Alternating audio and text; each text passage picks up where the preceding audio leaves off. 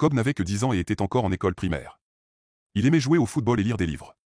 Mais la plupart du temps, il rentrait dans une maison vide, car ses parents travaillaient toujours. M et Madame O'Mary tenaient une grande boutique au marché local. Ils travaillaient dur chaque jour pour gagner de l'argent et offrir une bonne vie à Cobb. Chaque matin, le bus scolaire passait le chercher aux alentours de 3 heures.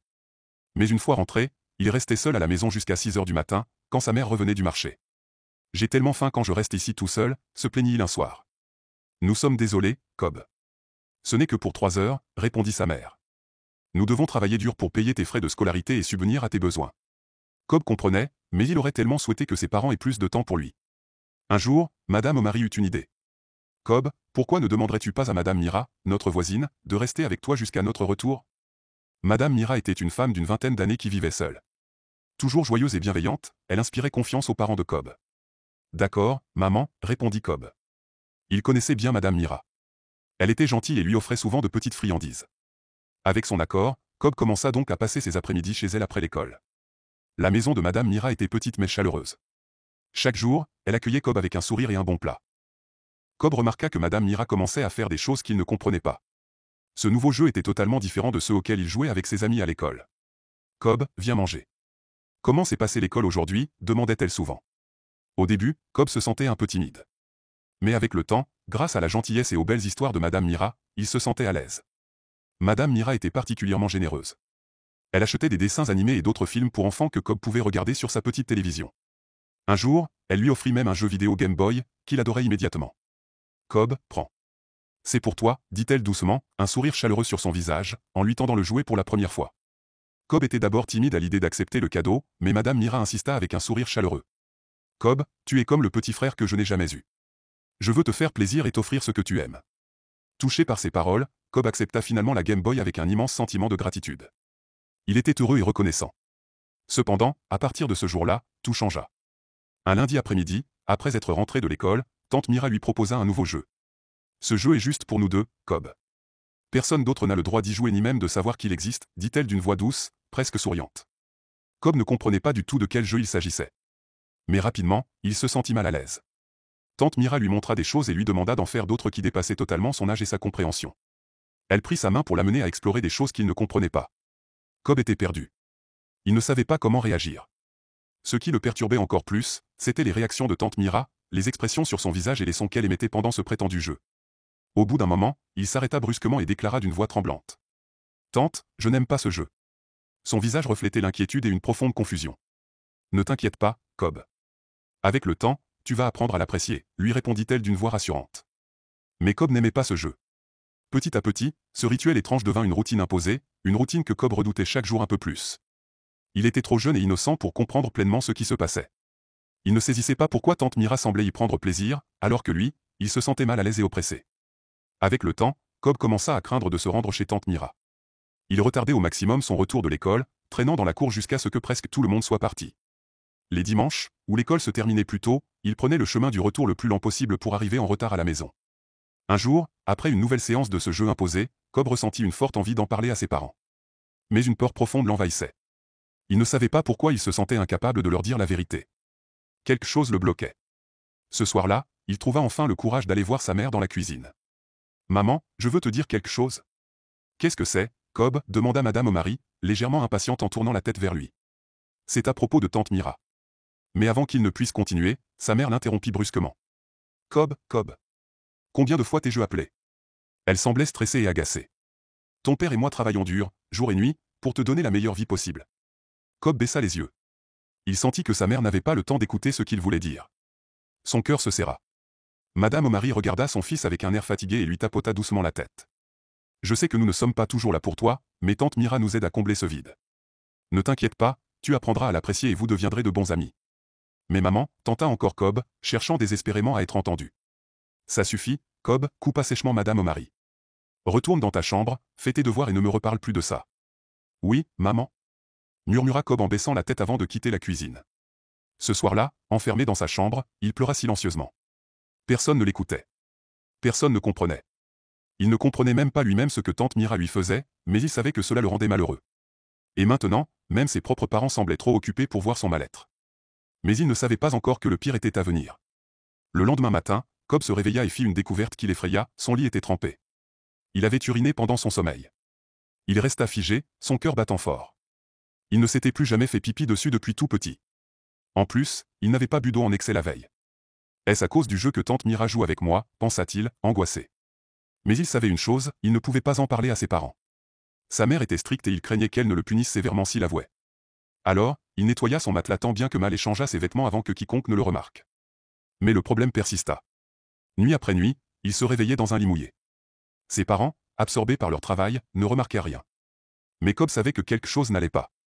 Un après-midi, en rentrant de l'école, Cobb se rendit comme d'habitude chez tante Mira. Elle l'accueillit chaleureusement avec un plat de riz et un verre d'eau. Mais ce jour-là, alors qu'elle s'apprêtait à commencer son jeu, Cobb recula et osa enfin parler. « Madame Mira, je n'aime pas ton jeu. Il me fait uriner dans mon lit chaque nuit. Je ne pense pas que je vais bien. » L'expression de tante Mira changea immédiatement. Elle sembla réfléchir un instant, comme si elle analysait ce que Cobb venait de dire. Puis, tout d'un coup, elle afficha un léger sourire, s'approcha de lui et répondit d'une voix douce et rassurante. « Ne t'inquiète pas, Cobb. C'est normal pour un garçon de ton âge d'avoir ce genre de soucis. Ça passera avec le temps. » Mais cela n'apaisa pas Cobb. Au contraire, il sentit un frisson lui parcourir le dos. Depuis qu'il avait commencé ce jeu, il se sentait de plus en plus mal à l'aise chaque fois qu'il franchissait la porte de tante Mira. Son cœur battait plus vite que d'habitude, et il ressentait une lourdeur pesante sur sa poitrine. Cobb espérait de tout son cœur que ses parents rentrent du travail plus tôt pour mettre fin à tout cela. Il voulait juste retrouver une vie normale. Mais très vite, son mal-être commença à affecter son quotidien, notamment à l'école. Autrefois l'un des élèves les plus brillants de sa classe, Cobb n'arrivait plus à se concentrer sur ses leçons. Il ne trouvait plus aucun plaisir à jouer avec ses amis. Pendant les pauses, alors que les autres enfants s'amusaient sur le terrain de jeu, Cobb restait assis seul dans un coin, plongé dans ses pensées, les images de Madame Mira envahissant son esprit. Son changement de comportement ne passa pas inaperçu aux yeux de son institutrice, Madame Zankichi. C'était une enseignante douce et bienveillante, appréciée de tous ses élèves. Mais au-delà de son approche amicale, elle avait un don particulier, une grande capacité d'observation. Elle remarquait rapidement quand un enfant était perturbé ou différent de d'habitude. Depuis plusieurs jours, elle surveillait Cobb et savait pertinemment que quelque chose n'allait pas. Autrefois joyeux, bavard et dynamique, il était maintenant renfermé, distant et distrait. Un après-midi, après les cours, Madame Zankichi demanda à Cobb de rester quelques minutes après la fin de la classe. « Cobb, est-ce qu'il y a quelque chose qui ne va pas? Tu sembles perdu ces derniers jours. » Cobb baissa la tête, honteux. Il hésitait. Devait-il tout lui raconter? Il voulait parler, mais les mots lui semblaient trop lourds à prononcer. « Non, madame, tout va bien, finit-il par mentir après un long silence. Madame Zankichi le regarda avec douceur et insista. « Cobb, si tu traverses une situation difficile, tu peux me parler. Je suis là pour t'aider, pas seulement pour tes études, mais pour tout ce qui te préoccupe. » Malgré ses encouragements, Cobb ne trouva pas la force de parler. Il baissa encore plus la tête et resta silencieux. Finalement, Madame Zankichi le laissa partir, mais elle savait qu'il lui cachait quelque chose de sérieux. Ce soir-là, en rentrant chez lui, Cobb pria intérieurement pour que ses parents soient là afin qu'il n'ait pas à aller chez Madame Mira. Mais comme d'habitude, rien ne changea. Il alla chez elle, et, comme toujours, elle l'invita à jouer à son jeu. Mais cette fois-ci, quelque chose d'étrange se produisit. Alors qu'ils étaient en train de jouer, Cobb remarqua une sensation nouvelle et dérangeante. Il sentit son corps réagir d'une manière qu'il ne comprenait pas, et cela l'effraya encore plus. Le lendemain matin, il savait qu'il devait parler. Il devait dire la vérité à quelqu'un. Après une leçon, il marcha directement vers le bureau de Madame Zankichi. Il hésitait, baissant la tête, évitant son regard. D'une voix faible et tremblante, il commença. « Madame, j'ai quelque chose à vous dire. » Madame Zankichi se pencha vers lui, attentive. Son regard sérieux et bienveillant l'encouragea. Cobb jeta un coup d'œil autour de lui pour s'assurer que personne ne l'écoutait. Puis, s'approchant encore plus de son institutrice, il murmura à son oreille. « C'est Madame Mira. Notre voisine. » Cobb poursuivit, la voix tremblante. « Elle me fait des choses et me demande d'en faire d'autres, des choses que je ne peux pas expliquer. » Madame Zankichi resta figée. L'horreur de ce qu'elle venait d'entendre la laissa sans voix pendant quelques secondes. Puis, elle se ressaisit et écouta attentivement Cobb raconter son histoire. Lorsqu'il eut terminé, elle posa doucement une main rassurante sur son épaule. « Cobb, tu as bien fait de me le dire. Ce qui t'est arrivé n'est pas de ta faute, et tu ne dois jamais te sentir coupable. Personne ne devrait vivre ce que tu as traversé. Ne t'inquiète pas, je vais faire tout mon possible pour t'aider. » Pour la première fois depuis des semaines, Cobb ressentit un immense soulagement. Quelqu'un l'avait enfin écouté. Mais une peur persistait en lui, que ferait Madame Mira lorsqu'elle apprendrait qu'il avait parlé? Madame Zankichi prit immédiatement les choses en main.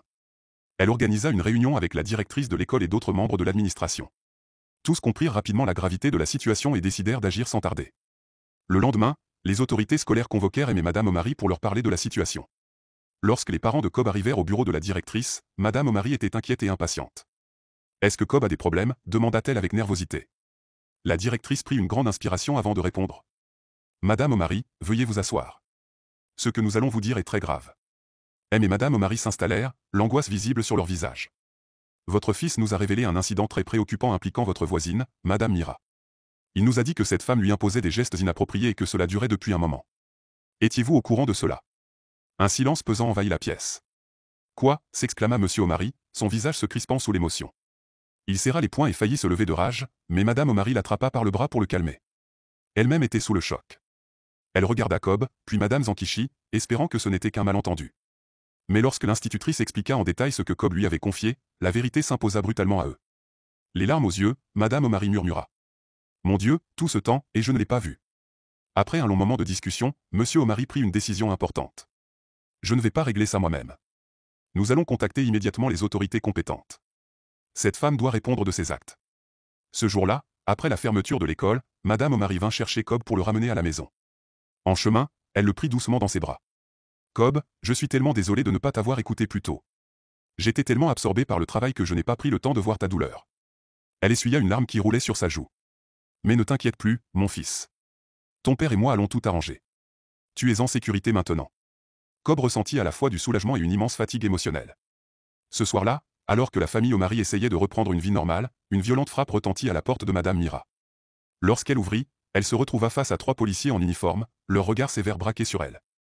Derrière eux, Monsieur O'Mary, accompagné de Madame Zankichi et de la directrice de l'école, observait la scène avec colère et détermination. Madame Mira, vous êtes en état d'arrestation pour atteinte à un enfant. Vous devez nous suivre immédiatement, déclara l'un des policiers d'une voix ferme. Sous le choc, Madame Mira recula d'un pas. Vous faites erreur. Je ne comprends pas. Balbutia-t-elle, les mains tremblantes. L'un des policiers lui lança un regard glacial.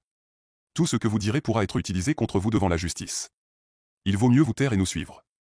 Sans un mot de plus, ils lui passèrent les menottes. Pendant ce temps, Cobb, caché derrière la fenêtre de sa chambre, observait la scène en silence. Il ressentit un mélange d'émotions. De la peur, du soulagement, mais aussi une profonde tristesse. Tout était enfin terminé. Le policier, accompagné de ses collègues, mit immédiatement Madame Mira en état d'arrestation. Pendant ce temps, Cobb, terrifié, restait caché dans sa chambre. Il observait toute la scène à travers la fenêtre, le cœur battant à toute vitesse. Il ressentit une immense vague d'émotion en voyant Madame Mira être menottée et conduite vers la voiture de police. Un profond soulagement l'envahit, mais aussi une douleur indescriptible. Tout était enfin terminé. Depuis ce jour, les parents de Cobb changèrent radicalement leur comportement envers lui. Ils décidèrent d'être plus présents, de passer du temps avec lui après l'école et de s'assurer qu'il se sent aimé et en sécurité. À l'école, Madame Zankichi continua de veiller sur lui. Elle s'assura que Cobb et d'autres élèves sachent qu'ils pouvaient toujours parler à un adulte en cas de problème.